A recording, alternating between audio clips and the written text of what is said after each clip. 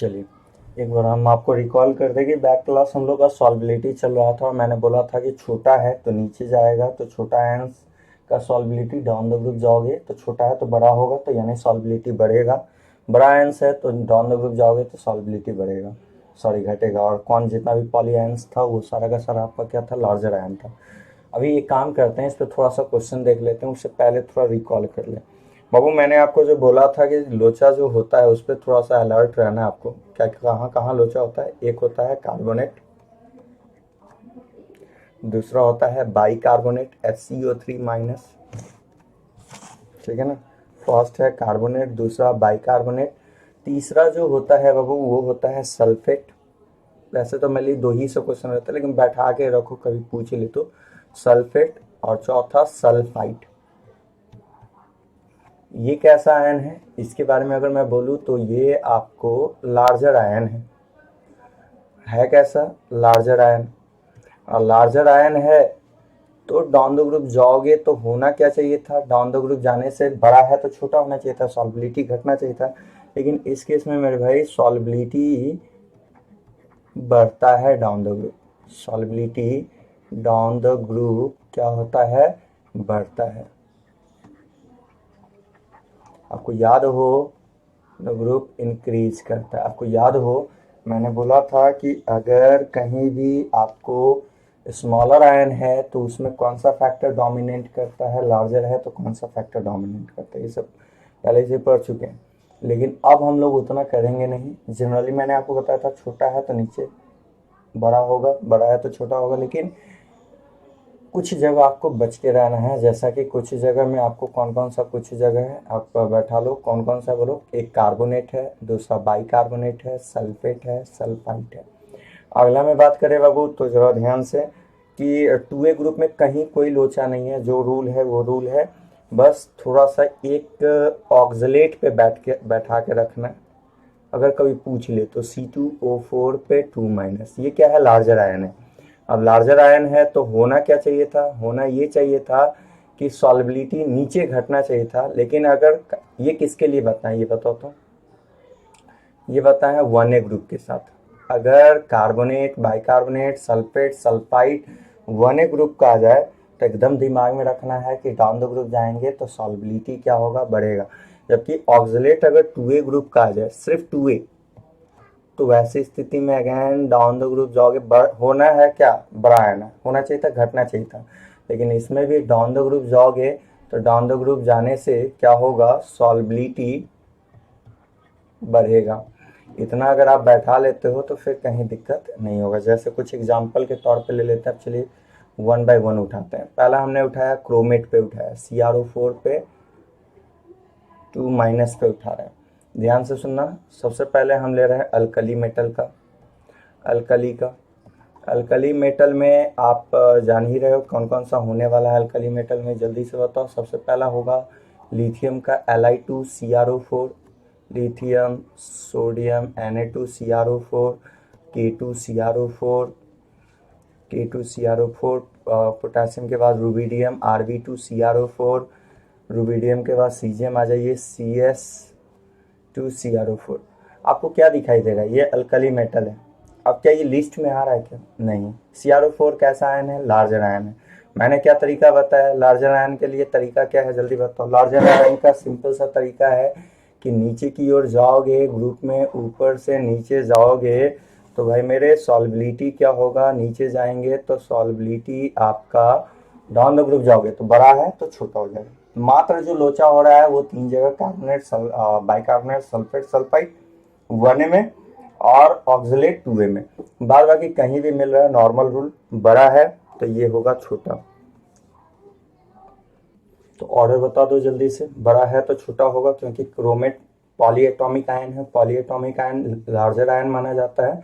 तो क्या है, ग्रुप में नीचे जा रहे हैं, नीचे जा रहे हैं तो क्या होगा, डाउन द ग्रुप जाने से सॉल्बिलिटी क्लियर कट मैंने बोला है घटेगा। अब घटेगा तो ऑर्डर आपके सामने है, क्या बनाओगे, इधर जा रहे हो तो घटेगा तो सबसे ज़्यादा सॉल्युबल होगा Li2CrO4, तब होगा Na2CrO4, फिर होगा K2CrO4, K2CrO4 के बाद बताओ क्या होगा, Rb2CrO4, उसके बाद बताओ क्या होगा, CH2CrO4। ये हो गया सॉल्बिलिटी ऑर्डर। ये तो अल्कली मेटल की बात की है। अगर मान लो कि ये तो फर्स्ट केस था अल्कली मेटल, दूसरा केस हम ले रहे हैं कौन सा, अल्कलाइन अर्थ मेटल। अगर अल्कलाइन अर्थ मेटल की बात कर रहे हैं तो उस स्थिति में क्या करोगे, तो वैसे स्थिति में आप सिंपली जैसा कि एक बार फटाफट बोल देते हैं, अल्कलाइन अर्थ मेटल में क्या आएगा, बेरिलियम BeCrO4, MgCrO4, फिर बताओ बेरिलियम मैग्नीशियम के बाद कैल्शियम CaCrO4, उसके बाद कैल्शियम स्ट्रॉन्शियम SrCrO4, फिर क्या है बेरियम BaCrO4। तो इनमें क्या कहोगे आप, नॉर्मली सिंपल सा यही ना कहोगे यार कि सो ये क्या है सर, लिस्ट में नहीं है। जो लिस्ट में आपको जहाँ पे अलर्ट रहना है, कार्बोनेट, बाइकार्बोनेट, सल्फेट, सल्फाइड, जो बड़ा आयन होने के बावजूद भी नीचे जा रहे हो तो बढ़ रहा है सॉल्बिलिटी, जबकि बड़े आयन में डाउन द ग्रुप सॉल्बिलिटी घटता है। तो यहाँ पे भी बोलेंगे वैसे ही कि सर नीचे जाओगे तो सॉल्बिलिटी क्या होगा, बढ़ेगा। अब सॉल्बिलिटी बढ़ेगा तो नॉर्मल सी बात है, सॉल्बिलिटी का ऑर्डर जल्दी बताओ, BeCrO4, उसके बाद MgCrO4, MgCrO4 के बाद बताओ CaCrO4, CaCrO4 के बाद बताओ SrCrO4, SrCrO4 के बाद बताओ स्ट्रॉन्शियम का क्रोमेट आपको लेना है, उसके बाद SR लिख लो, SrCrO4, SrCrO4 के बाद BaCrO4। तो यार ये कुछ हो गया सॉल्बिलिटी का ऑर्डर। वैसे ही अगर मैं बात करूँ नाइट्रेट की बात कर रहा हूँ, NO3 पे माइनस की बात करूँ मैं, तो NO3 पे माइनस की अगर बात करते हो आप तो इसे नाइट्रेट कहते हैं। अब नाइट्रेट कहते हैं तो नाइट्रेट में जल्दी जल्दी बताओ ऑर्डर क्या होगा। पहला तो अल्कली मेटल की बात कर रहे हैं, अल्कली मेटल की बात कर रहे हो तो जल्दी से LiNO3, lithium nitrate, potassium nitrate, lithium, potassium, sodium nitrate, NaNO3, उसके बाद रुबिडियम नाइट्रेट RbNO3, और फिर सीजियम नाइट्रेट CsNO3। आप जल्दी से बताओ ये लिस्ट में क्या NO3 आ रहा है, नहीं आ रहा है, तो ऑर्डर क्या होगा, नीचे जाएंगे, सॉल्बिलिटी क्या होगा, NO3 आयन को क्या बोलोगे, लार्जर आयन है। पॉली आयन जो भी होता है वो लार्जर आयन है, और लार्जर आयन में ग्रुप में नीचे की ओर जाते हैं तो सॉल्बिलिटी घटता है। तो ऑर्डर बता दो, लिथियम नाइट्रेट, लिथियम के बाद किसका होगा, NaNO3, फिर किसका होगा, KNO3, KNO3 के बाद क्या होगा, RbNO3, रुबिडियम नाइट्रेट के बाद क्या होगा, सीजियम का नाइट्रेट CsNO3। ठीक है, ये ऑर्डर होगा। सेम एज अगर मैं बात वैसे ही करूँ किसका, अल्कलाइन अर्थ मेटल का, ये अल्कली मेटल का हो गया। अल्कलाइन अर्थ मेटल की बात करूँ तो कैसे आप बोलोगे, अल्कलाइन अर्थ मेटल में आ जाइए, जल्दी बताइए। पहला होगा beryllium nitrate BeNO3 hall twice, से लेके आप जा रहे हो डॉट डॉट डॉट कहाँ तक, beryllium magnesium calcium strontium barium BeNO3 hall twice तक। तो बताओ आप क्या कहोगे, सिंपली यही ना बोलोगे कि सर ये ग्रुप में लिस्ट में नहीं है, पॉली आयन से है, नीचे जाएंगे सॉल्बिलिटी घटेगा, सॉल्बिलिटी घटेगा। तो बताओ सॉल्बिलिटी घटेगा तो ऑर्डर क्या होगा, सबसे ज़्यादा बेरिलियम नाइट्रेट का सॉल्बिलिटी होगा, उसके बाद मैग्नीशियम नाइट्रेट का होगा, मैग्नीशियम नाइट्रेट के बाद कैल्शियम नाइट्रेट का होगा CnO3 hall twice, calcium nitrate के बाद स्ट्रॉन्शियम नाइट्रेट होगा SrNO3 hall twice, strontium nitrate के बाद क्या होगा बोलो, बेरियम नाइट्रेट का होगा BaNO3 हॉल ट्वाइस। क्लियर है। तो इस तरह से आपको सॉल्बिलिटी देखना होता है जब भी बात किया जाए किसी भी मेटल का। तो ठीक है, अब चलिए अब ऐसा करते हैं, हम एक जगह लिस्ट बना दे रहे हैं, आपको उसमें बोलना है। हम बात कर रहे हैं डाउन द ग्रुप की बात कर रहे हैं, ठीक है, down the group he wise आपसे मैंने पूछा है। अब हम यहाँ पे क्या ले रहे हैं, आयंस ले रहे हैं।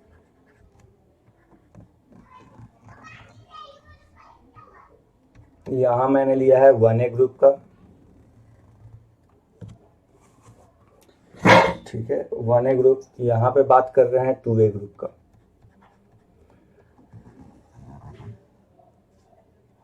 अब गौर करो और ध्यान से बताना कि आयंस में आप यदि बात कर रहे हो तो कैसे कैसे प्रोसीड करोगे। सबसे पहला आयन में क्या क्या आएगा, नाइट्रेट तो हो ही गया, क्रोमेट हो ही गया। अब हम बात करने वाले हैं, ऐसा करते हैं SO3 पे 2 माइनस का बात कर रहे हैं, SO4 पे 2 माइनस का बात कर रहे हैं, उसके बाद MnO4 माइनस का बात कर रहे हैं, MnO4 पे 2 माइनस का बात कर रहे हैं। ध्यान देना, क्रोमेट का बात कर रहे हैं, Cr2O7 पे 2 माइनस का।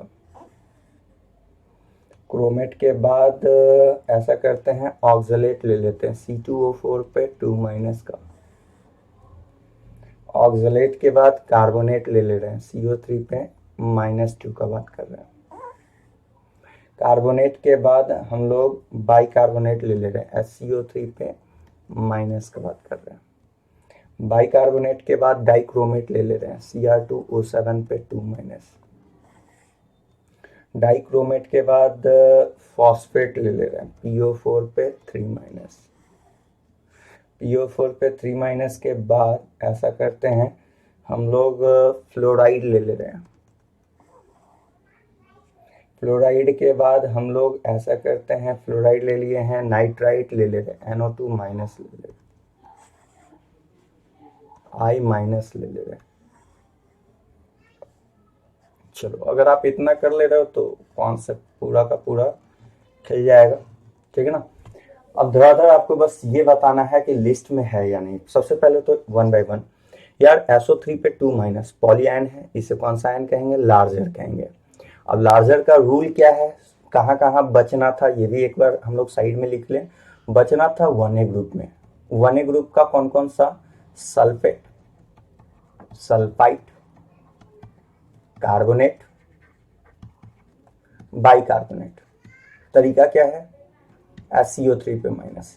डाउन द ग्रुप जाओगे तो डाउन द ग्रुप जाने से क्या होने वाला है? डाउन द ग्रुप जाओगे तो इस केस में 1A वाला में सॉल्बिलिटी बढ़ेगा, जबकि होना क्या चाहिए था? घटना चाहिए था। अब बताइए कि ये लिस्ट में आ रहा है? हाँ आ रहा है, 1A की लिस्ट में आ रहा है। तो डाउन द ग्रुप की बात की जा रही है।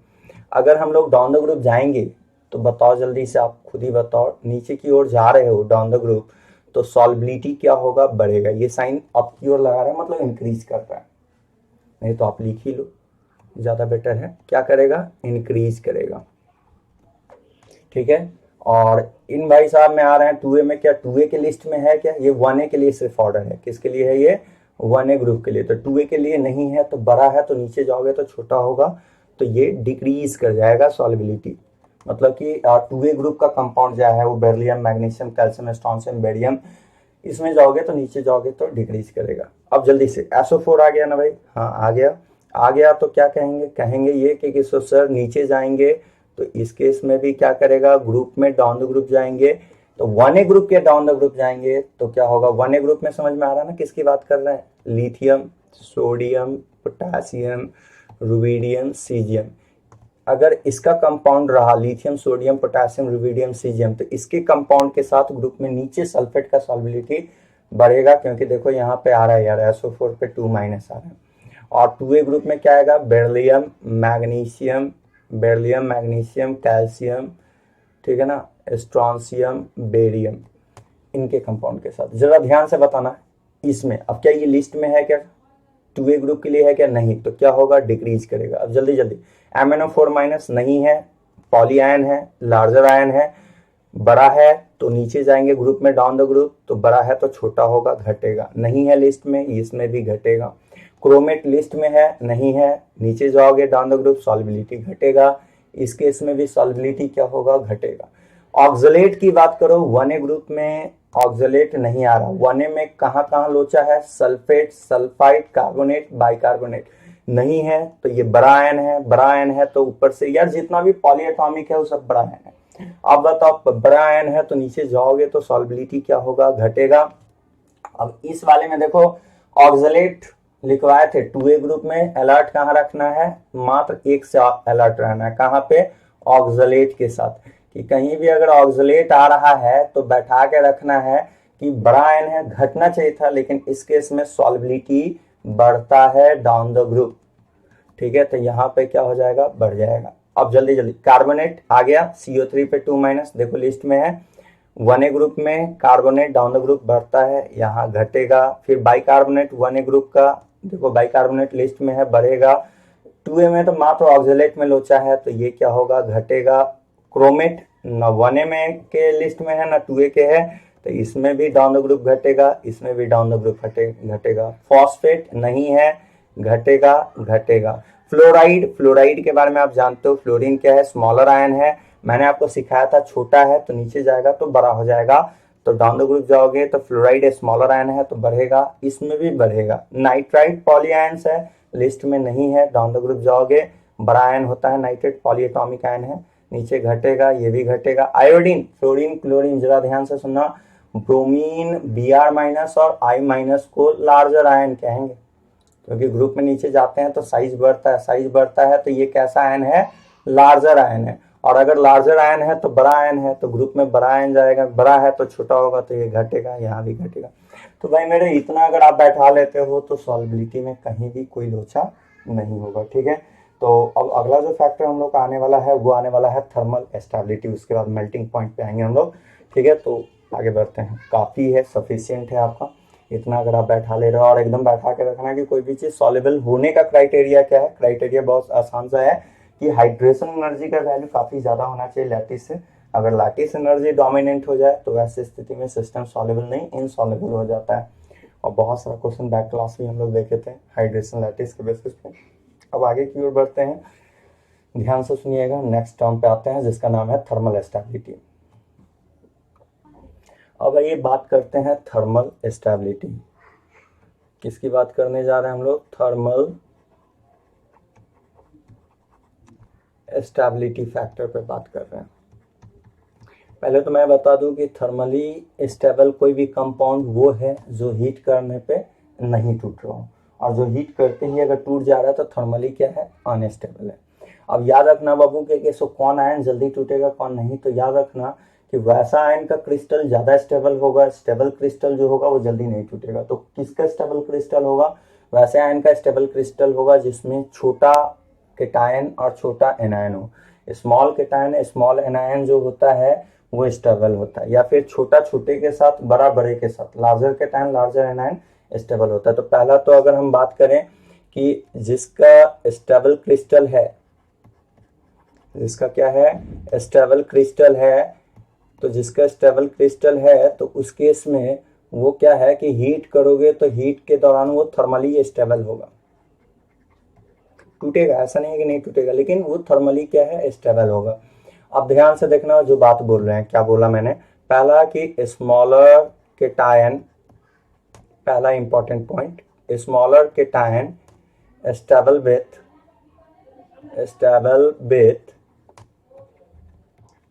स्मॉलर एनायन के साथ। पहला पॉइंट ये बैठा लो, स्मॉलर केटायन किसके साथ स्टेबल होगा, स्मॉलर एनायन के साथ स्टेबल होगा। दूसरा पॉइंट, पॉइंट नंबर 2, कि लार्जर केटायन बड़ा बड़ा के साथ स्टेबल होगा। Larger cation stable with larger anion, बड़ा केटायन बड़े एनायन के साथ स्टेबल होगा। स्मॉलर केटायन किसके साथ स्टेबल है बताओ, स्मॉलर एनायन के साथ। बड़ा केटायन किसके साथ स्टेबल है, बड़ा एनायन के साथ। ठीक है, तो ये दो फैक्ट तो पहला बात की 100% सेट होना जरूरी है, बहुत ज़्यादा इंपॉर्टेंट है ये दो क्राइटेरिया। क्या क्या क्या मैंने बोला, पहला तो मैंने बोला कि स्मॉलर आयन जो है स्मॉलर केटायन के साथ स्टेबल है, और बड़ा केटायन बड़े एनायन के साथ स्टेबल है। क्यों, क्योंकि उसका क्रिस्टल जो बनेगा वो बहुत इफेक्टिव क्रिस्टल बनेगा। जैसे मान लो हम इसकी बात कर रहे हैं, अगर छोटा केटायन है जैसे ये ले लो, तो देखो इसमें पैकिंग बहुत इफेक्टिव होगा, ठीक है ना। छोटा केटायन छोटे एनायन के साथ काफी स्टेबल होता है, ये बात को आपको बैठाना है। जैसे देखिए, ये देखिए,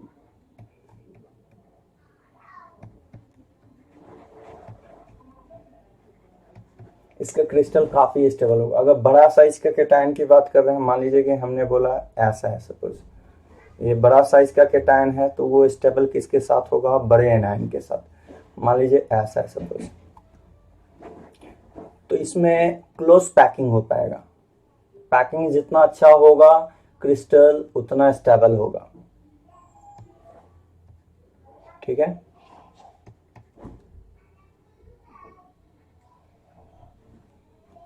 लेकिन अगर मान लो ये तो हो गया, तो ये बड़ा साइज का केटायन बड़े के साथ स्टेबल है, छोटा वाला छोटे के साथ है।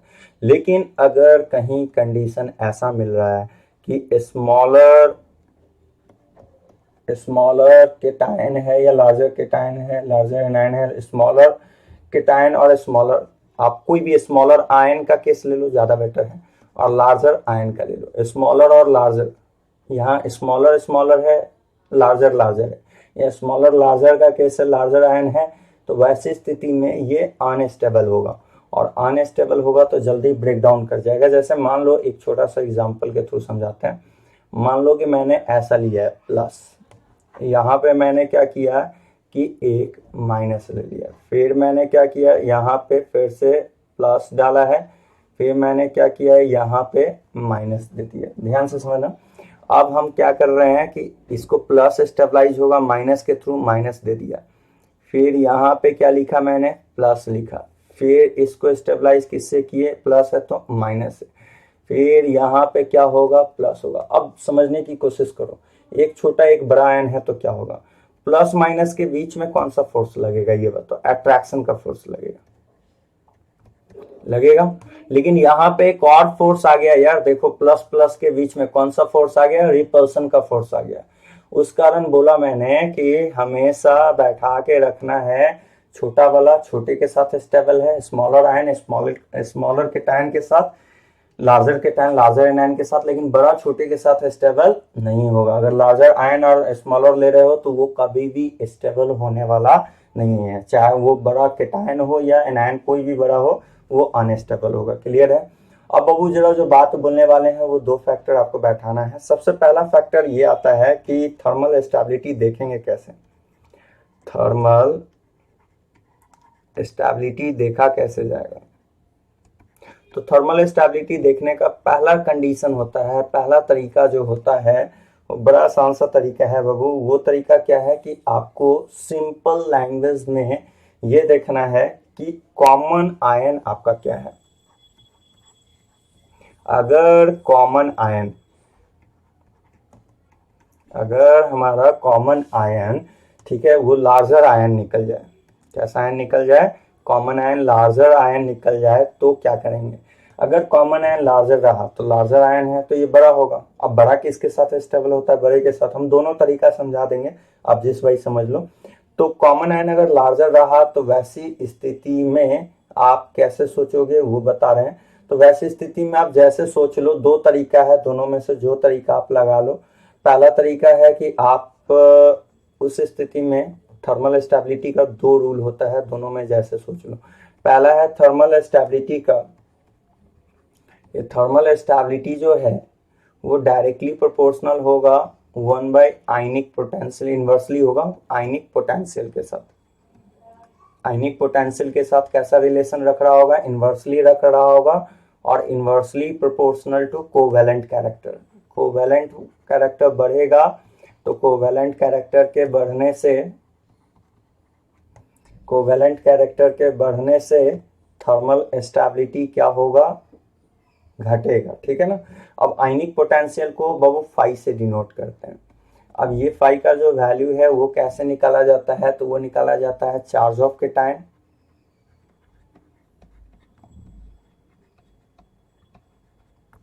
बाई में साइज ऑफ केटायन।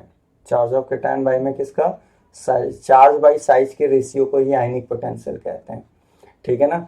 तो इसके थ्रू हम लोग सोचेंगे। तो पहला तो हमने जो कंडीशन बनाया वो हम लोग क्या बना लिए हैं कि आयन हमारा कैसा है, लार्जर। एक बार जल्दी से बता दो आप क्या क्या आपने सीखा। सबसे पहला तो सीखा कि बड़ा वाला लार्जर आयन लार्जर के साथ स्टेबल होगा, स्मॉलर आयन स्मॉलर के साथ स्टेबल होगा, लार्जर स्मॉलर का तालमेल होने वाला नहीं है ना।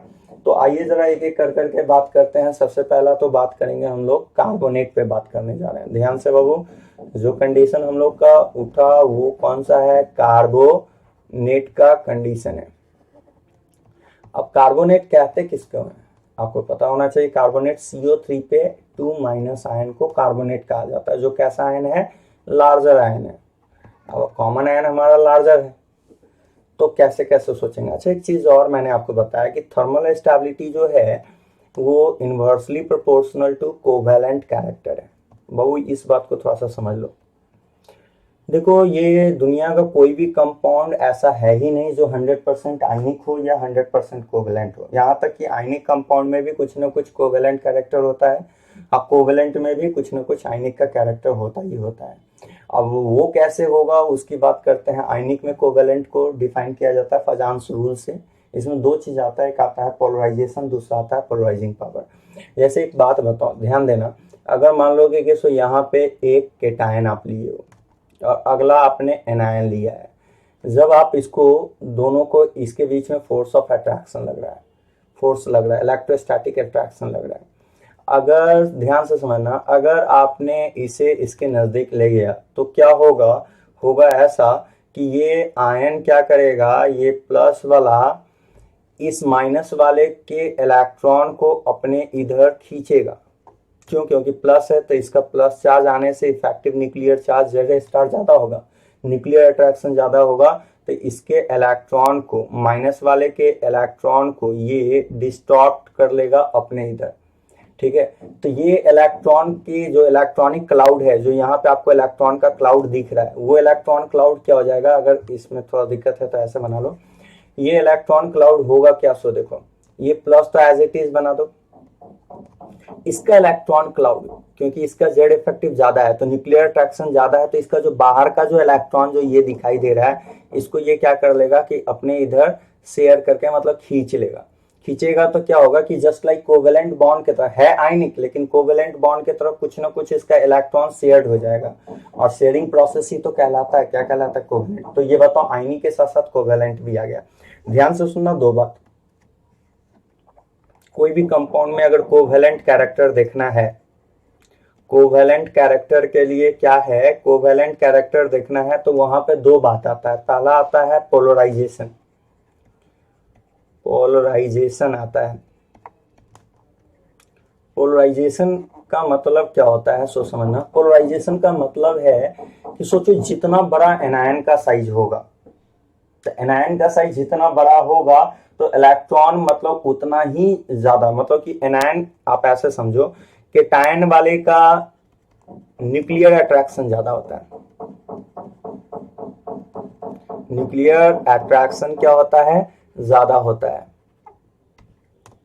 और एनायन वाले का न्यूक्लियर अट्रैक्शन क्या होता है, कम होता है। ध्यान से समझना, एनायन का न्यूक्लियर अट्रैक्शन क्या होगा, कम होगा। तो बाबू जरा बात को समझना कि केटायन है या एनायन है, जितना बड़ा साइज होगा, अब सोचो साइज जितना ज्यादा एनायन का बढ़ेगा तो न्यूक्लियस का अट्रैक्शन उतने कम होगा, क्योंकि एनायन का न्यूक्लियर अट्रैक्शन क्या होता है, इसमें केटायन का न्यूक्लियर अट्रैक्शन ज्यादा, एनायन का न्यूक्लियर अट्रैक्शन क्या है, कम है। अब सोचो जितना बड़ा साइज होगा एनायन का न्यूक्लियर अट्रैक्शन उतने कम होगा, तो केटायन जो है एनायन के इलेक्ट्रॉन को ज्यादा अपने इधर शिफ्ट कर पाएगा, ज्यादा शिफ्ट करेगा तो ज्यादा शेयर होगा, ज्यादा शेयरिंग होगा तो कोवेलेंट कैरेक्टर ज्यादा होगा। मतलब पोलराइजेशन कब कब बढ़ेगा, सो देखो पोलराइजेशन बढ़ने के लिए तीन बात बैठा लीजिए, वैसे आप बॉन्डिंग में तो पढ़ोगे ही। पोलराइजेशन के लिए पहला फैक्टर बैठा लीजिए कि डायरेक्टली होगा साइज ऑफ एनायन, जितना बड़ा एनायन का साइज होगा पोलराइजेशन उतना ही ज्यादा होगा। एनायन का साइज बढ़ेगा, बड़ा साइज का एनायन है, न्यूक्लियर का अट्रैक्शन ज्यादा होगा तो केटायन ज्यादा खींच पाएगा, और इनवर्सली प्रोपोर्शनल होगा साइज ऑफ केटायन के, क्योंकि अगर केटायन का साइज बड़ा हो गया तो केटायन को तो इलेक्ट्रॉन खींचना है। केटायन का काम क्या है, केटायन का काम है, केटायन का काम है एनायन के इलेक्ट्रॉन को खींचना। अब सोचो कि खींचना, अगर एनायन के इलेक्ट्रॉन को खींचना है तो केटायन का साइज अगर बड़ा हो जाएगा तो न्यूक्लियर अट्रैक्शन साइज के बढ़ने से घटेगा, तो एनायन के इलेक्ट्रॉन को खींच नहीं पाएगा। तो पोलराइजेशन का मतलब है कि कितना एनायन का इलेक्ट्रॉन शिफ्ट हो पा रहा है। तो बताओ साइज ऑफ एनायन के साथ डायरेक्टली है, साइज ऑफ केटायन के साथ कैसा है, इनवर्सली है। क्लियर है। और चार्ज के साथ, चार्ज चाहे किसी का भी क्यों ना हो, चार्ज चाहे पॉजिटिव आयन हो या निगेटिव आयन हो, इसके साथ पोलराइजेशन का रिलेशन कैसा है, डायरेक्टली है। बाबू जरा ध्यान से समझ के बताना जो हम पूछ रहे हैं। मैंने आपसे पूछा कि KCl ले लो और यहाँ NaCl ले लो, गौर करना, एक है KCl, दूसरा है NaCl। अच्छा एक चीज और यहीं पे लिख लेते हैं, पोलराइजेशन बढ़ेगा तो कोवेलेंट कैरेक्टर भी बढ़ेगा। कोवेलेंट कैरेक्टर क्या होगा, जल्दी बोलो, बढ़ेगा। अब ध्यान से सुनो, Cl दोनों में सेम है, तो अब बचा क्या, K+ और क्या बचा, Na+। इधर जा रहे हो तो साइज घट रहा है, क्योंकि आप पढ़े हो सोडियम पोटेशियम रुबिडियम। तो सोडियम से पोटेशियम जाओगे तो साइज बढ़ेगा, तो पोटेशियम से सोडियम जाओगे तो साइज क्या होगा, घटेगा। किसका साइज घट रहा है, केटायन का। केटायन का साइज घटेगा तो पोलराइजेशन क्या होगा, बढ़ेगा। पोलराइजेशन बढ़ेगा तो जल्दी से बताओ, पोलराइजेशन बढ़ रहा है। अगेन फिर से बोल रहे हैं, केटायन का साइज क्या हो रहा है, घट रहा है। साइज केटायन का घटने से पोलराइजेशन क्या होगा, बढ़ेगा। पोलराइजेशन बढ़ने से कोवैलेंट कैरेक्टर भी क्या होगा, बढ़ेगा। तो कोवैलेंट कैरेक्टर वाइज बता दो, सबसे ज्यादा कोवैलेंट कौन होगा, कोवैलेंट सबसे ज्यादा NaCl में कोवैलेंट नेचर ज्यादा होगा। किससे ज्यादा होगा, KCl से। एक्चुअली है तो ये आयनिक, लेकिन कोई भी दुनिया का कंपाउंड 100% ना तो आयनिक रहा है और ना ही कोवैलेंट रहा है। क्लियर है। अच्छा जरा ध्यान से देख के बताना, अगर मान लो कि हमने ऐसा तुम्हें कहा कि भाई एक काम करो, Al2O3 ले लो, और मैंने बोला MgO ले लो, ऐसा क्वेश्चन दिया। अब पूछ रहे हैं कि बताओ क्या कहोगे। तो बताओ यार, यहाँ पे ऑक्सीजन ऑक्सीजन दोनों में कॉमन है, तो आयन क्या मिलेगा, Al, और दूसरा में आयन क्या मिलेगा, Mg। अब जल्दी से बताना, Al में क्या दिखाई दे रहा है, एल्युमिनियम पे 3+, मैग्नीशियम पे 2+। चार्ज कैसा भी हो, चार्ज के बढ़ने से पोलराइजेशन बढ़ता है। तो बताओ पोलराइजेशन सबसे ज्यादा किसका होगा, पोलराइजेशन सबसे ज्यादा हुआ होगा Al2O3 का। ज्यादा होगा, किससे ज्यादा होगा, MgO से। और जिसमें पोलराइजेशन ज्यादा होगा उसमें CC कोवैलेंट कैरेक्टर ज्यादा होगा, तो कोवैलेंट कैरेक्टर Al2O3 का ज्यादा होगा MgO से। अगेन वैसे ही अगर मान लो कि मैंने एक छोटा सा क्वेश्चन और भी दिया आपको, मैंने बोल दिया कि आप ऐसा करो,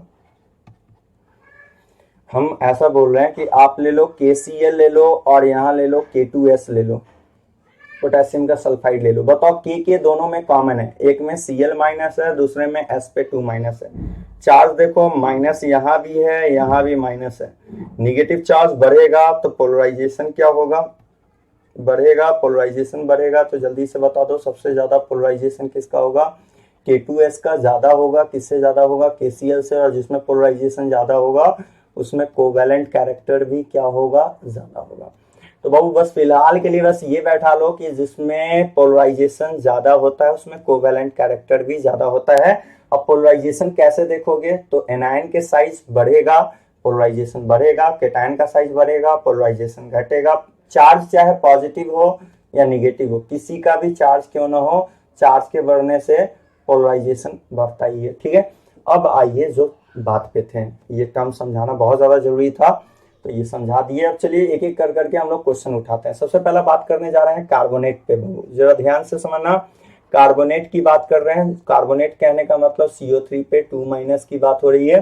कॉमन आयन हमारा कार्बोनेट है। अब चलो बात तो हो रहा है S ब्लॉक का, तो जरा ध्यान से सुनते हैं। Li2CO3 लिथियम का कार्बोनेट, सोडियम Na2CO3, K2CO3, ठीक है। Potassium carbonate, rubidium carbonate Rb2CO3 और CS2CO3। अब जैसे समझ लो वैसे समझा देंगे। पहला तो आप ये समझो कि यहाँ पे CO3 पे 2- कॉमन है। कॉमन आयन यहाँ पे क्या है, कॉमन आयन यहाँ पे है, कॉमन आयन आपका है CO3 पे 2- कार्बोनेट पे 2- आपका कॉमन आयन है। अब कॉमन आयन है तो उस बेसिस पे आप क्या कहोगे, उस बेसिस पे सिंपली कहोगे कि सर Li+ से हम लोग जा रहे हैं Cgm+। अरे मेरे भाई लिथियम सोडियम बीच में नहीं लिखे, सीधे लिथियम से Cgm लिख दिए, बीच में आ गया सोडियम पोटेशियम, वो समझो। हम सीधे बात कर रहे हैं लिथियम से Cgm जा रहे हैं, लिथियम से Cgm जा रहे हैं, तो साइज केटायन का क्या हो रहा है ये बताओ, साइज केटायन का बढ़ रहा है। और साइज केटायन के बढ़ने से, केटायन का साइज जब भी बढ़ेगा तो पोलराइजेशन घटेगा। अब पोलराइजेशन घटेगा तो पोलराइजेशन के घटने से कोवैलेंट कैरेक्टर भी घटता है ना। अब कोवैलेंट कैरेक्टर घटेगा तो कोवैलेंट कैरेक्टर के घटने से आप पढ़े हो थर्मल स्टेबिलिटी का रिलेशन, क्या पढ़े हो, इनवर्सली प्रोपोर्शनल होता है। किसके होता है, कोवैलेंट कैरेक्टर के, सीसी के। सीसी के आने का मतलब कोवैलेंट कैरेक्टर की बात कर रहे हैं। अगर कोवैलेंट कैरेक्टर घट रहा है तो थर्मल स्टेबिलिटी क्या होगा, बढ़ेगा। फिर से बोल रहे हैं यार, कॉमन चीज क्या दिखाई दे रहा है ये बताओ। सब में CO3 दिख रहा है, लिथियम में भी CO3 है, सोडियम में भी CO3 है, पोटेशियम में भी CO3 है, रुबिडियम में भी CO3 है, सीजियम में भी CO3 है। सारे में कॉमन आयन क्या है, कार्बोनेट है। तो आपको एक चीज तो दिखाई दे रहा होगा कि आयन अगर कॉमन है तो सेम चीज से कभी भी फैक्टर डिसाइड नहीं किया जाता है, जो डिफर होता है उसी से डिसाइड किया जाता है। तो डीफर है इसमें 1A ग्रुप का एलिमेंट। तो लिथियम से सीजियम की ओर अगर हम प्रोसीड करते हैं तो उस बेसिस पे क्या होगा कि कैटायन का साइज बढ़ने लगेगा। अब चाहे वो कैटायन का साइज के बढ़ने से आप पढ़े हो पोलराइजेशन क्या होता है, घटता है। पोलराइजेशन के घटने से कोवेलेंट कैरेक्टर घटता है, कोवेलेंट घटेगा तो थर्मल स्टेबिलिटी बढ़ेगा।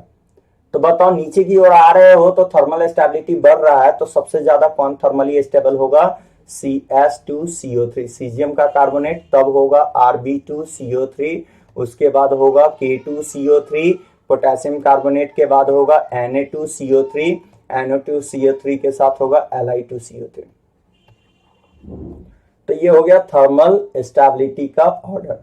अच्छा, एक चीज और है जिसके थ्रू आप समझ सकते थे, कैसे, ध्यान से सुनिएगा। एक तो फैक्टर ये हो गए, दूसरा फैक्टर आपके सामने है कि आप ऐसे सोचो कि दोनों फैक्टर बता दे रहे हैं। पहला तो आपको इससे समझा दिए, दूसरा फैक्टर और करके समझो। और करके जैसे कि Li2CO3 है और जा रहे हैं CS2CO3, बीच में ढेर सारा एलिमेंट है ना, कंपाउंड है, सॉरी। अब एक बात बताओ, सब में कार्बोनेट कॉमन है ना, है या नहीं है? अगर कार्बोनेट कॉमन है तो हमें बाबू बस इतना बताओ, जरा ध्यान से देखिए, अगर कार्बोनेट कॉमन है तो सिंपल सी बात है कि चार्ज फैक्टर तो सेम निकल गया। फाई से सोचना में, फाई क्या मैंने बताया, फाई होता है चार्ज बाई में साइज, चार्ज बाई में साइज, तो चार्ज फैक्टर तो ये सेम निकला, क्योंकि कार्बोनेट पे भी सब में क्या है, 2- है, सब में कार्बोनेट तो सेम है, और लिथियम वाले 1A ग्रुप पे चार्ज सब पे +1 है, तो साइज फैक्टर से जाओगे। अगर साइज फैक्टर से जाओगे तो साइज वाइज बताओ कैसे चलेंगे। तो साइज वाइज ये कहेंगे कि लिथियम से सीजियम आ रहे हैं तो साइज क्या हो रहा है, बढ़ रहा है। अब साइज के बढ़ने से फाई क्या होगा, फाई घटेगा। अब फाई के घटने से आप पढ़े हो थर्मल स्टेबिलिटी का जो रिलेशन है वो क्या है, जल्दी से बताओ। फिर से मैं बोल रहा हूँ, लिथियम से सीजियम आ रहे हो, सीजियम आ रहे हो तो साइज क्या हो रहा है बताओ, बढ़ रहा है। साइज बढ़ेगा तो फाई क्या होगा, घटेगा। फाई के साथ रिलेशन आपके सामने आयनिक पोटेंशियल के साथ इनवर्सली है, तो फाई घट रहा है तो थर्मल स्टेबिलिटी बढ़ेगा। पहला तरीका ये। दूसरा तरीका, इससे भी आप गए तो भी वही, कोवेलेंट कैरेक्टर से गए तो भी वही, दोनों समझा दिए हैं। तीसरा आप जो सर शुरू में बताए थे, छोटा छोटे के साथ स्टेबल है, बड़ा बड़े के साथ स्टेबल है। बताओ कार्बोनेट जो है लार्जर आयन है, तो लिथियम क्या है, छोटा आयन है, और कार्बोनेट क्या है, बहुत बड़ा आयन है। यहां देखो सीजियम क्या है, बड़ा केटायन है, ये क्या है, बड़ा आयन है कार्बोनेट, ये कार्बोनेट की बात कर रहे हैं, और यहाँ सीजियम की बात कर रहे हैं, यहाँ Li+ की बात कर रहे हैं, यहाँ कार्बोनेट। बताओ कौन स्टेबल होता है, कौन अनस्टेबल होता है। दूसरा सोचने का तरीका, मतलब 3 तरीके से सोचना सिखाए हैं। अब हम लोग उतना सोचेंगे नहीं, अब तो सिंपल काम करेंगे। अब जैसे आप सोच लोगे, उससे पहले बताओ, पॉली एनायन लार्जर आयन होता है। जितना भी पॉली आयंस होता है वो क्या होता है, पॉली एनायन जो भी है बाबू, ऑल पॉली एनायन, जितना भी पॉली एनायन है, चाहे वो कार्बोनेट हो, ऑक्सलेट हो, सल्फेट हो, नाइट्रेट हो, कोई भी पॉली एनायन क्यों ना हो, वो सबका सब क्या होता है, all poly anion larger ion है। अब देखो, अब यही फैक्टर हम लोग कोशिश करेंगे सब में लगाने का। लिखा हुआ है अच्छी बात है, लेकिन फैक्टर तो लगाएंगे यही। अब जरा ध्यान से देखना, पॉली एनायन अगर लार्जर एनायन है तो बताओ, ये छोटा लिथियम, सीजियम बड़ा, तो छोटा बड़ा, अगर बड़ा बड़े के साथ स्टेबल, छोटा छोटे के साथ। यहाँ छोटा बड़े के साथ क्या है, अनस्टेबल है। जो अनस्टेबल है वो जल्दी टूटेगा, ये क्या है, स्टेबल है। तो हम लोग किधर से किधर जा रहे हैं, अनस्टेबल से स्टेबल की ओर जा रहे हैं। अनस्टेबल से स्टेबल की ओर जाएंगे तो थर्मल स्टेबिलिटी क्या होगा, बढ़ेगा। और यही कारण है कि सबसे ज्यादा थर्मली स्टेबल है सीजियम कार्बोनेट, तब है रुबिडियम, तब पोटेशियम, तब सोडियम, तब लिथियम कार्बोनेट। जल्दी से बताइए, 1A ग्रुप में, 1A ग्रुप के कार्बोनेट में थर्मल स्टेबिलिटी का ऑर्डर क्या निकला, थर्मल स्टेबिलिटी का ऑर्डर ये निकला। डाउन द ग्रुप जाएंगे तो थर्मल स्टेबिलिटी बढ़ेगा। अब चलो जैसे आप देखते जाओ और सारा देखो। मान लो कि हम बात कर रहे हैं नाइट्रेट का, ठीक है, NO3 पे माइनस का बात कर रहे हैं। अगर मैंने बोला NO3 पे माइनस लेना है तो आप कैसे बोलोगे वो भी देखो। आपको बोलना है जैसे LiNO3 lithium nitrate, NaNO3 sodium nitrate, potassium nitrate, rubidium nitrate RbNO3, और लास्ट वन है सीजियम नाइट्रेट CsNO3। अगर आप इन्हें इतना कर लिया तो बताओ नाइट्रेट को क्या कहोगे? पॉली आयन है, कैसा आयन कहेंगे? लार्जर कहेंगे, लार्जर। लिथियम क्या है? छोटा, छोटा केटायन है। नाइट्रेट क्या है? बड़ा एनायन है। ये बताओ क्या है? सीजियम क्या है? बड़ा केटायन है। नाइट्रेट क्या है? बड़ा एनायन है। तो बताओ ये छोटा बड़ा अनस्टेबल है, क्योंकि बड़ा बड़े के साथ स्टेबल, छोटा छोटे के साथ। बड़ा बड़े के साथ स्टेबल है, तो ये क्या है? स्टेबल है। तो बताओ अनस्टेबल से स्टेबल की ओर जा रहे हैं, तो अनस्टेबल से स्टेबल, स्टेबल वाला जल्दी नहीं टूटेगा, जो जल्दी नहीं टूटेगा वो थर्मली स्टेबल है। थर्मल स्टेबिलिटी नीचे बढ़ रहा है, मतलब थर्मल स्टेबिलिटी का ऑर्डर जल्दी बताओ क्या होगा? सीजियम नाइट्रेट, फिर बताओ RbNO3 and then KNO3, KNO3 के बाद बताओ NaNO3, NaNO3 के बाद बताओ LiNO3, लिथियम नाइट्रेट। ये थर्मल स्टेबिलिटी का ऑर्डर हो जाएगा, है ना। उसके बाद वैसे ही आ जाओ, हम लोग बात करते हैं बाबू सल्फेट पे बात करते हैं, ध्यान देना, सल्फेट पे बात करते हैं।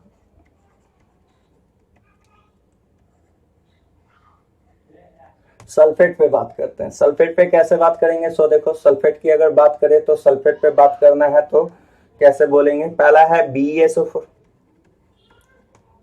Beryllium MgSO4, MgSO4, beryllium magnesium के बाद CaSO4, calcium sulphate, SrSO4, strontium sulphate, barium sulphate, BaSO4। ठीक है, अब हम बोल रहे हैं कि थर्मल स्टेबिलिटी की बात बताओ। थर्मल स्टेबिलिटी का ऑर्डर अगर पूछे तो आप क्या बोलोगे? बेरिलियम छोटा साइज है, और सल्फेट क्या है? बड़ा साइज का एनायन है। बेरियम क्या है? बड़ा साइज का केटायन है, और सल्फेट भी क्या है? बड़े साइज का एनायन है। ये स्टेबल है, ये अनस्टेबल है। तो बताओ थर्मल स्टेबिलिटी बढ़ेगा, बढ़ेगा तो बताओ क्या होगा? सबसे ज्यादा बेरियम सल्फेट, तब क्या है? स्ट्रॉन्सियम सल्फेट, स्ट्रॉन्सियम सल्फेट के बाद क्या होगा? कैल्शियम सल्फेट, कैल्शियम सल्फेट के बाद क्या होगा? MgSO4, MgSO4 के बाद क्या होगा? BeSO4। ये थर्मल स्टेबिलिटी का ऑर्डर है। अब जैसे कि आप जानते हो ऑक्साइड में 3 तरह का ऑक्साइड होता है। कौन कौन सा ऑक्साइड होता है? एक होता है नॉर्मल ऑक्साइड, दूसरा पर ऑक्साइड, तीसरा सुपर ऑक्साइड। अगर हम ऑक्साइड की बात करते हैं तो ऑक्साइड में हमारे पास 3 तरह का ऑक्साइड होगा। नॉर्मल ऑक्साइड, फिर क्या है? पर ऑक्साइड, पर ऑक्साइड के बाद क्या है? Super oxide. अब नॉर्मल ऑक्साइड की बात कर लो तो नॉर्मल ऑक्साइड कहते हैं जब O पे 2 माइनस हो, O2 पे माइनस को पर ऑक्साइड, और O2 पे -1/2 को क्या कहते हैं? सुपर ऑक्साइड कहते हैं। अब बाबू जरा ध्यान से सुनना, जो तुम्हारा पर ऑक्साइड और सुपर ऑक्साइड है इसको हम लोग लार्जर आयन मानते हैं। कौन सा आयन मानते हैं? लार्जर आयन मानते हैं। अगर लार्जर आयन मानते हैं तो पर ऑक्साइड रहे चाहे सुपर ऑक्साइड रहे, ये हमारा लार्जर ऑक्साइड है। अब बात कर रहे हैं पर ऑक्साइड की बात करते हैं। अब पर ऑक्साइड वाइज अगर बात करते हो तो बताओ क्या क्या हो सकता है? सो देखो, सबसे पहला है Na2O2, फिर है K2O2, ठीक है, उसके बाद है Rb2O2, फिर है CH2O2, सीजियम का पर ऑक्साइड। अब बताओ अगर हम आपसे पूछे कि क्या कहोगे, तो यार ये क्या है? लार्जर है, लार्जर है ना। अब लार्जर है तो बताओ केटायन ये छोटा, एनायन बड़ा, केटायन बड़ा, एनायन भी बड़ा।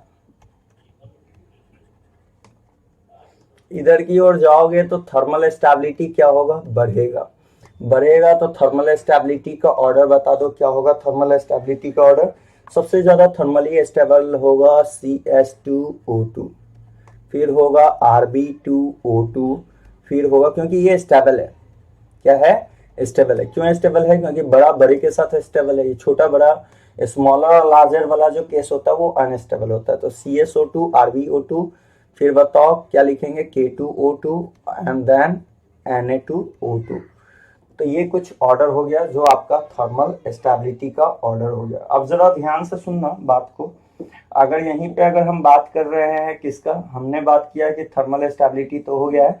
अब हम लोग बात करने जा रहे हैं बाबू कि पहला केस था कि आयंस बड़ा हो तो कैसे सोचेंगे। अब की बार केस सेकंड है कि हमारा केस सेकंड ऐसा लिया गया कि इफ स्मॉलर एनायन हो, वहां larger ion, common ion larger था, यहाँ स्मॉलर आयन हमारा क्या होगा, कॉमन आयन होगा। तो अगर स्मॉलर आयन कॉमन आयन होगा तो वैसी स्थिति में थर्मल स्टेबिलिटी का जो केस होगा, थर्मल स्टेबिलिटी जो है वो डायरेक्टली प्रोपोर्शनल होगा लैटिस एनर्जी के। किसके डायरेक्टली होगा, लैटिस एनर्जी के डायरेक्टली होगा। ठीक है, जैसे कि मान लो हम एक छोटे से क्वेश्चन से आपको समझाएं, तो मैंने बोला कि आप ले लो LiF, लिथियम का फ्लोराइड ले लो, लिथियम, उसके बाद ले लो NaF, NaF के बाद ले लो KF, KF के बाद ले लो RBF, RBF के बाद ले लो CSF ले लो। और मैंने बोला कि इसका ऑर्डर बताओ। देखो यहाँ पे फ्लोराइड क्या है, F माइनस की बात कर रहे हैं। F माइनस आपका क्या है, स्मॉलर आयन, और स्मॉलर आयन है तो वैसे स्थिति में लैटिस का केस लगाते हैं। आप बताओ F सब में कॉमन है, तो लिथियम से Li प्लस से अगर हम लोग CS प्लस की ओर जाएंगे तो साइज क्या होगा, बढ़ेगा। साइज के बढ़ने से लैटिस एनर्जी क्या होता है, घटता है, और लैटिस घटेगा तो थर्मल स्टेबिलिटी भी क्या होगा, घटेगा। अगर घटेगा तो आप बताओ क्या कह सकते हो, आप कहोगे सबसे ज्यादा स्टेबल कौन हो जाएगा, CSF, सॉरी थर्मल स्टेबिलिटी घट रहा है ना, तो सबसे ज्यादा स्टेबल होगा LiF, तब होगा NaF, NaF के बाद होगा KF, KF के बाद होगा RBF, RBF के बाद होगा CSF।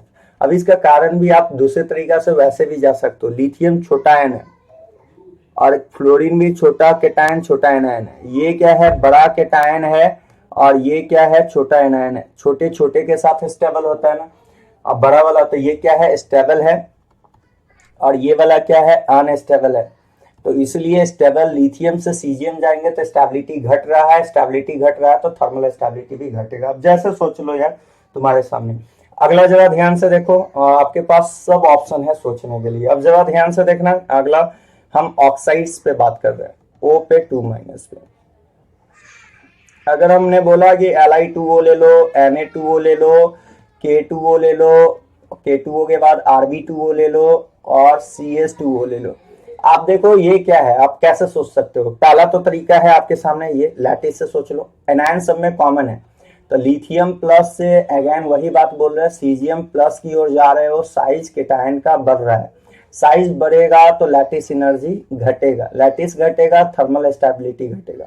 एक तरीका तो ये है। और दूसरा तरीका तुम ऐसे सोचो कि लिथियम छोटा आयन है, ऑक्सीजन भी छोटा आयन है, सीजियम बड़ा आयन है, और ऑक्सीजन छोटा क्या है, केटायन है।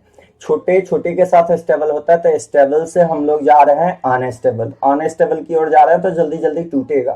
तो यानी कि अनस्टेबल से स्टेबल आएंगे तो जल्दी नहीं टूटेगा, तो इसलिए स्टेबल है Li2O, तब है Na2O, तब है K2O, K2O के बाद बताओ Rb2O, Rb2O के बाद बताओ CS2O, है ना।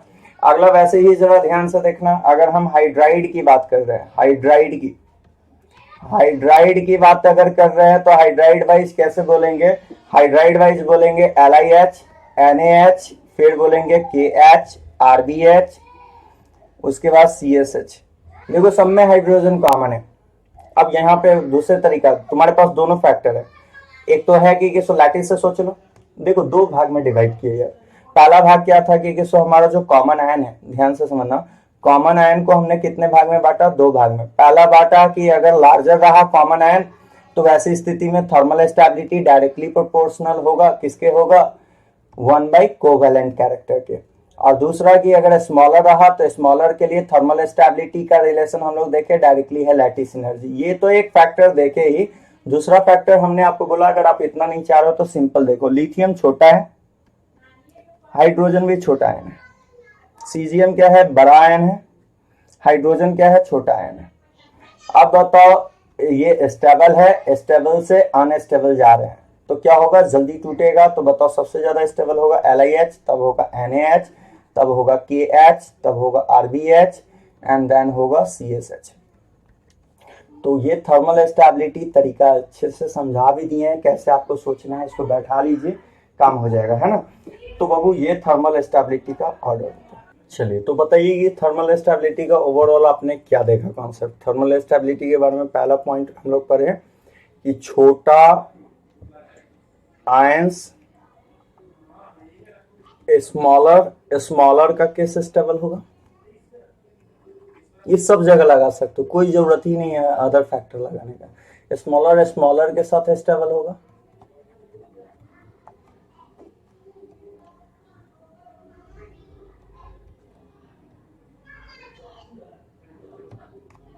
लार्जर लार्जर के साथ स्टेबल होगा।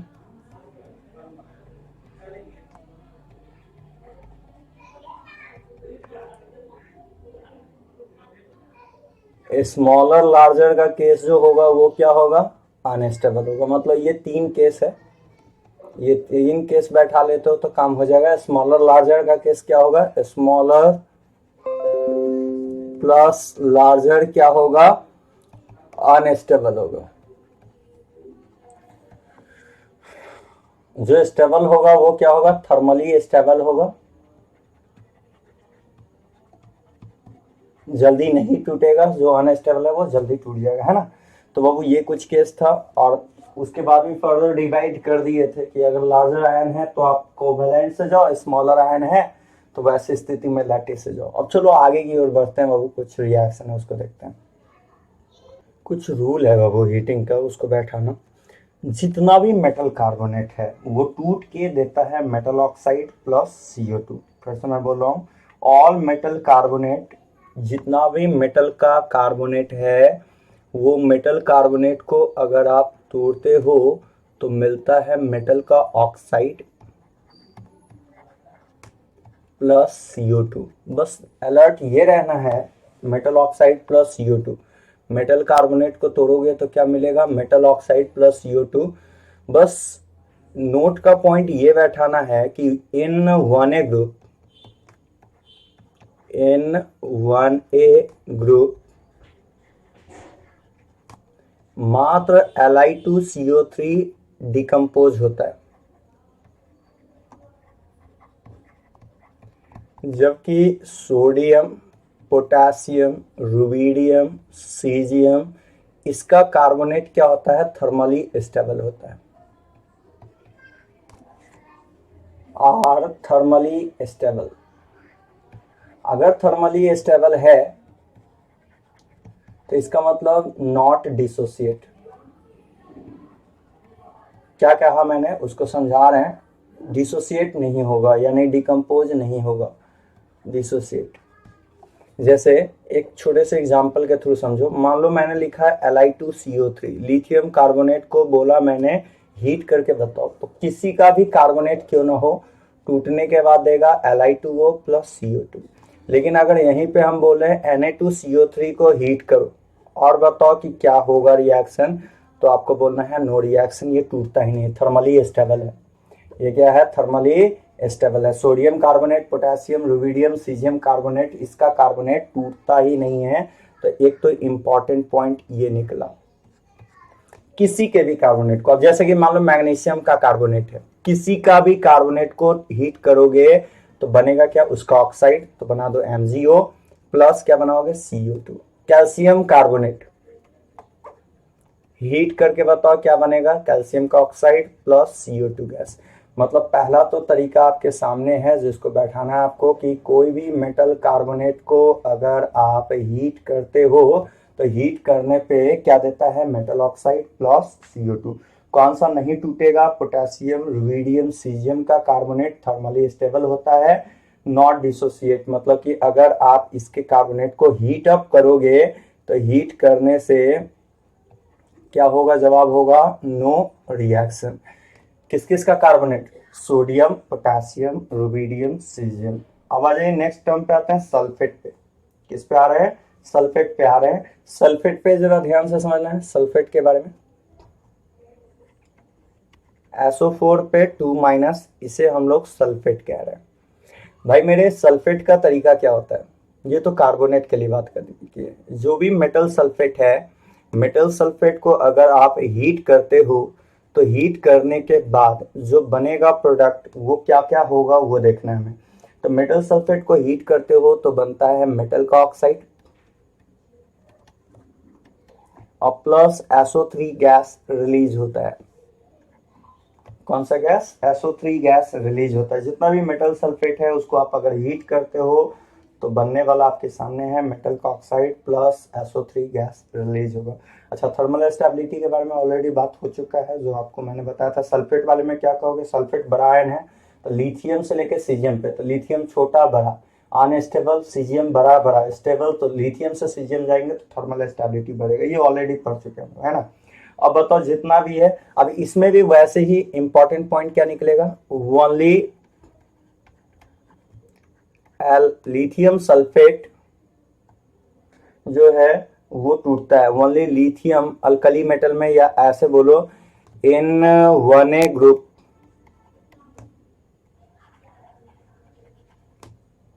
ठीक है ना। 1A ग्रुप में सिर्फ Li2SO4 डिकम्पोज होता है और डिकम्पोज होके देगा Li2O प्लस SO3, क्योंकि आप पढ़ चुके हो किसी का भी सल्फेट रहे टूटने के बाद क्या देने वाला है, मेटल ऑक्साइड देगा प्लस SO3 गैस देगा। लेकिन वहीं पे अगर हम बात कर रहे हैं सोडियम, पोटेशियम, रुबिडियम, सीजियम का, अगर हम बात कर रहे हैं सल्फेट के, सल्फेट की बात करते हैं, और इसको अगर आप हीट करते हो तो हीट करने के बाद यहाँ नो रिएक्शन। तो इंपॉर्टेंट पॉइंट ये निकला कि बताओ किस किस का कार्बोनेट थर्मली स्टेबल है। थर्मली स्टेबल का मतलब टूट नहीं रहा है, तो 1A ग्रुप में किसका कार्बोनेट नहीं टूटेगा, सोडियम, पोटेशियम, रुबिडियम, सीजियम का। 2A ग्रुप में किसका कार्बोनेट सल्फेट नहीं टूटेगा, सोडियम, पोटेशियम, रुबिडियम। जो कार्बोनेट के लिए प्रॉपर्टी है वही आपका सल्फेट के लिए भी प्रॉपर्टी है। अगला जाइए बाइकार्बोनेट का। बाइकार्बोनेट में कोई लोचा नहीं है, सब टूटेगा। अगर आप मेटल बाइकार्बोनेट लेते हो, मेटल बाइकार्बोनेट लेते हो, कार्बोनेट लेते हो, जैसे MHCO3 लेते हो, मेटल बाइकार्बोनेट ले रहे हो और इसे हीट करोगे, तो मिलेगा मेटल ऑक्साइड प्लस, ठीक है ना, आपको ये metal carbonate plus CO2 plus H2O में जाता है, ठीक है। तो ध्यान दीजिएगा, तो इसको आप जितना भी मेटल बाइकार्बोनेट है इसको अगर तोड़ते हो तो ये टूट के जाएगा मेटल कार्बोनेट, पहला सबसे पहले metal carbonate plus CO2 plus H2O में चेंज हो जाएगा। कोई भी क्यों ना मेटल कार्बोनेट हो, इसके ये सारा टूटेगा, किसी में कोई लोचा नहीं। जैसे अगर हम बोले NaHCO3 है, सोडियम बाइकार्बोनेट है, इसको तोड़ के बताओ क्या बनेगा, जल्दी बताओ। तो सोडियम बाइकार्बोनेट, तो सोडियम का ही कार्बोनेट देना है, Na2CO3 प्लस CO2H2O तो फिक्स है, CO2 प्लस H2O। अगर मैंने बोला कैल्शियम का बाइकार्बोनेट ले लो, CaHCO3 हॉल्ट वाइज, इसको मैंने बोला हीट करके बताओ क्या दोगे, तो CaCO3 plus CO2 plus water. Clear है। तो जितना भी मेटल बाइकार्बोनेट है उसके लिए तरीका आपने क्या पढ़ा, तरीका आपके सामने है कि सारा मेटल बाइकार्बोनेट टूट के क्या देता है बोलो, टूटने के बाद देता है metal carbonate plus CO2 plus H2O। CO2 H2O तो सेम है, जिसका मेटल होगा, जैसे सोडियम का मेटल है तो सोडियम का कार्बोनेट बनाना, पोटेशियम तो पोटेशियम का, कोई लोचा नहीं है, धड़ाधड़ टूटते चला जाएगा, है ना। वैसे ही अगर हम बात कर रहे हैं मेटल नाइट्रेट का, किसकी बात करने जा रहे हैं, मेटल नाइट्रेट का बात कर रहे हैं। तो मेटल नाइट्रेट के लिए आप क्या कहोगे, मेटल नाइट्रेट के लिए कंडीशन ये है कि जितना भी मेटल नाइट्रेट है उस मेटल नाइट्रेट को अगर आपने हीट किया, MnO3 को हीट किया है, तो हीट करने के बाद आपको जो मिलने वाला प्रोडक्ट है वो मिलेगा ऑक्साइड M2O, मेटल का ऑक्साइड मिल जाएगा। उसके बाद क्या मिलेगा, NO2, फिर क्या मिलेगा आपको, हाफ O2, मतलब O2 गैस रिलीज होगा। मेटल का ऑक्साइड यहाँ पे ज्यादा अच्छा है, M2O फॉर्मूला कुछ भी हो सकता है, तो मेटल के रिगार्डिंग होगा। मेटल का ऑक्साइड मिलेगा, फिर क्या मिलेगा, NO2 प्लस O2 गैस।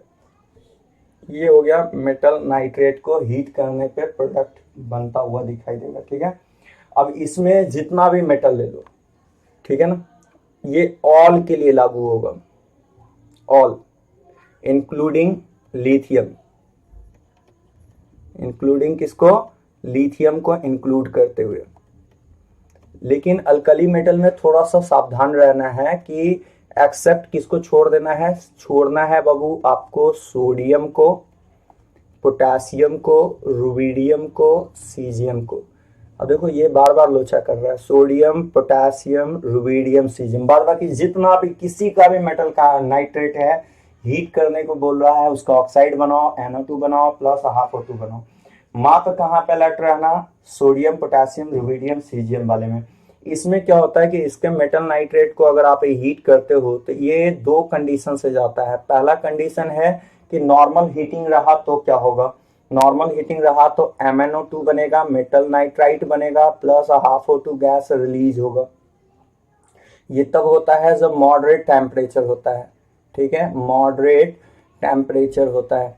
लेकिन अगर यही टेम्परेचर 800 डिग्री सी की बात की जाए या फिर हाई टेम्परेचर बोल दिया जाए तो हाई टेम्परेचर पे क्या होता है, ये चेंज हो जाता है M2O metal oxide plus N2 plus O2 बबू। ये बहुत बहुत इंपॉर्टेंट रिएक्शन है और पूछा भी जा चुका है क्वेश्चन, आपके एग्जामिनेशन में बैठा के रखिएगा। जितना भी मेटल नाइट्रेट है, क्या मैंने बोला, जितना भी मेटल नाइट्रेट है, सारा मेटल नाइट्रेट में कोई लोचा नहीं है, वो टूट रहा है M2O plus NO2 plus half O2 में, एक्सेप्ट आपको इसको छोड़ देना है। जैसे कि चलिए हम एक एग्जांपल लेके समझाते हैं आपको। मैंने बोला LiNO3 है, लिथियम नाइट्रेट है। लिथियम नाइट्रेट किस लिस्ट में आएगा ये बता दो, लिथियम नाइट्रेट ये वाले लिस्ट में आएगा।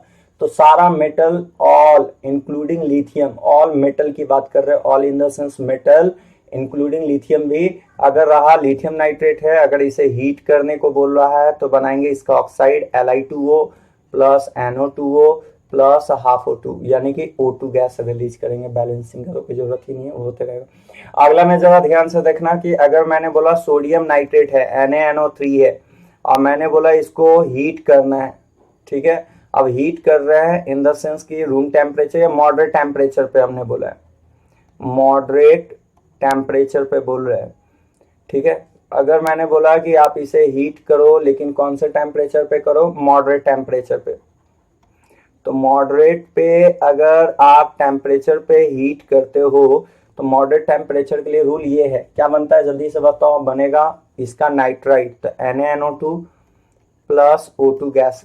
लेकिन अगर इसी को मैंने बोला हाई टेम्परेचर पे आपको हीट करना है, तो हाई टेम्परेचर पे हीट करने से ये बनेगा, बनाओ जल्दी से, Na2O plus N2 gas plus O2 gas.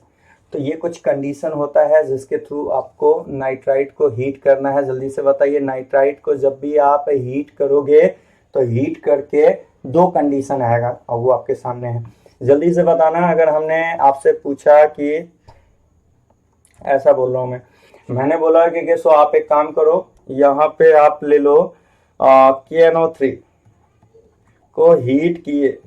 अब हीट करने के बाद जो प्रोडक्ट आ रहा है, यहाँ पे प्रोडक्ट आया, मैंने बोला कि ये प्रोडक्ट है और हीट कर रहे हैं, हाई टेम्परेचर पे कर रहे हैं। हीट किए जो प्रोडक्ट आ रहा है, बोल रहे हैं कि सो नेचर ऑफ ऑक्साइड बताना है कैसा होगा, नेचर ऑफ ऑक्साइड बताना है कैसा होगा।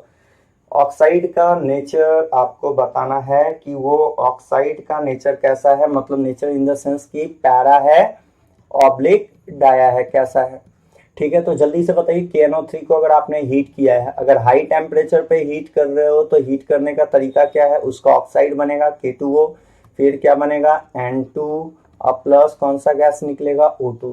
जल्दी से बताओ, K2O है, हमारे पास दो ऑक्साइड है, एक O2 है, बताओ K2 के बारे में आप क्या जानते हो। इसका अगर हमको टोटल वैलेंस इलेक्ट्रॉन निकाल देते हैं, जो ग्रुप नंबर से निकलता है 1 × 2, ऑक्सीजन 8, 8 × 2 10, 10 का मतलब इवन नंबर है, इवन है, तो ये डायमैग्नेटिक हो जाएगा।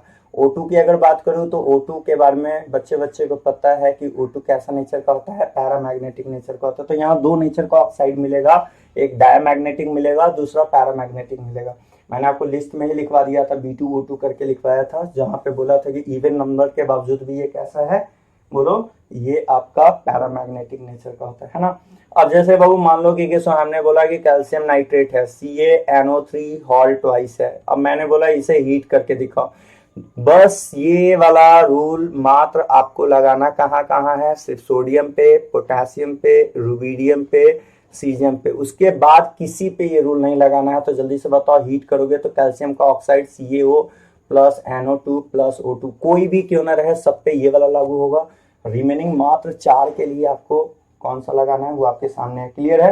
तो बाबू इस तरह से आपको बढ़ना होता है। आपको मैंने बता दिया जितना भी थर्मल स्टेबिलिटी से रिलेटेड था बैक टू बैक, ये 4 एकदम बैठा के रखना है आपको, जो बहुत बहुत इंपॉर्टेंट है। पहला है कार्बोनेट, दूसरा है बाइकार्बोनेट, तीसरा है सल्फेट, सल्फेट का भी बताए हैं, नाइट्रेट का बताए हैं। ये बहुत ज़्यादा इंपॉर्टेंट है, नाइट्रेट तो हद से ज़्यादा इंपॉर्टेंट है, क्योंकि पहला जो मैंने आपको क्वेश्चन बताया उसी फॉर्म का पूछ लेता है और 150 टर्म्स पूछा जा सकता है इसके रिगार्डिंग। ठीक है, तो यहाँ से वो आपका थर्मल स्टेबिलिटी समाप्त हो गया है। अब अगले क्लास हम लोग मेल्टिंग पॉइंट और कुछ प्रॉपर्टी देख के इसको वाइंड अप करेंगे। ठीक है, आज के लिए इतना ही, तब तक के लिए नमस्कार।